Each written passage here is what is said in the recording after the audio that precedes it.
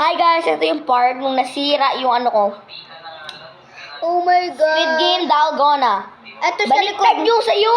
Ito yung likod niya. Marapit na siya masira. Likod, guys. Tapos ito, yung harap. Harap. Pakita mo yung harap mo. Ayan, Sira. guys. Sira ng konti yung akin. Sa kanya, ang daming sira. Pakita mo. Ito, guys, ang tray ng pinsan ko. Ito ang tray ko. Ituloy na natin ang Oy, Squid Squid Game Game na tayo. Dalgona! Baka matanong sila kung saan nabibili yan. Malamang pamayami ka. Sa school. Joke lang. Punta kami sa South Korea, tapos sa train station. Oh, bumili kami ng dalawa sa... Ano? Binigyan lang tayo. Nag-join kami doon, tapos alam mo nung natapos na, nagkaroon din kami ng price na ganito. Tapos pera, malamang tirago namin. Ah!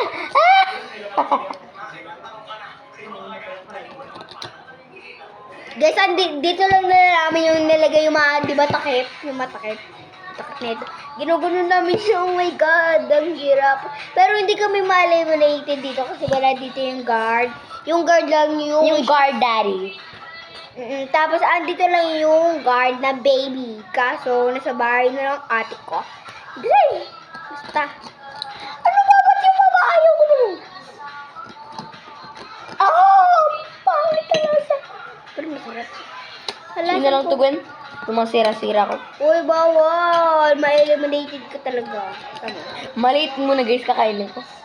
Diba dati ginugunan yung guys? Baliktad! Baliktad yung nila. Hindi ko dapat. Para kami mga aso dumidila sa kanin.